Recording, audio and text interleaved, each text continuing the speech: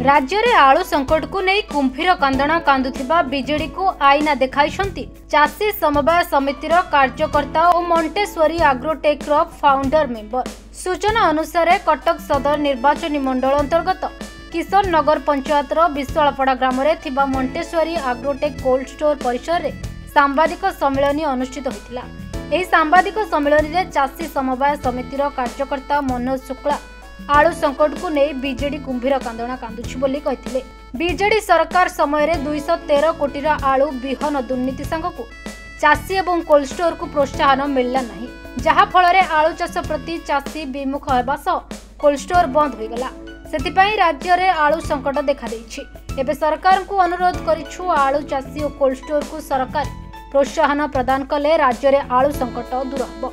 यह सांबादिक सम्मेलन में Monteshwari agrotech cold store founder member Manas Kumar Lenka और स्थानीय चाषी माने उपस्थित थे।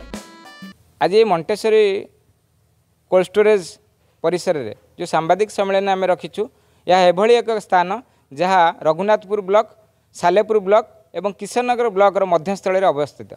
यही तीन ब्लॉक आलू चाष 20-25 वर्ष तले बहुत सुनाम थिला। ये बहुत रूप से आलू चाष करा संरक्षण अभाव चाषी मैंने क्षति सहूले। गत सरकार समय सरकारी स्तर में प्रोत्साहन मिले बोली जब डिक्लेयर है आम कोल्ड स्टोरेज करने प्लान आउट करूँ और बैंक ऋण नहीं कोल्ड स्टोरेज 60,000 स्क्वायर फुट ओडिशार सर्वाधिक एरिया रे प्राइवेट भाव गोटे कोल्ड स्टोरेज निर्मित होता। किंतु कोल्ड स्टोरेज निर्माण पर जो समय चाषी मानक जो बिहन जोगाण करागला से 213 कोटी गोटे दुर्नीति है आलू बिहन जोगाण रे। से समय चाषी मानकर मेरुदंड भांगा सहित आलू चाष ये सफल भाव रूप नेला नहीं। आम कोल्ड स्टोरेज दिन दिन क्षति सहिला। एबे सरकार वर्तमान सरकार से आलू मिशन फेल समदशा भोगुंट। आलूर वर्धित हारर मार्केट प्राइस चाषी मान चाषी की केवल हंतसंत करूनी खाउटी मानक हंतसंत करने सहित सरकार को अकल पकई। Salepur Saroj Mallick report news 95 Odia.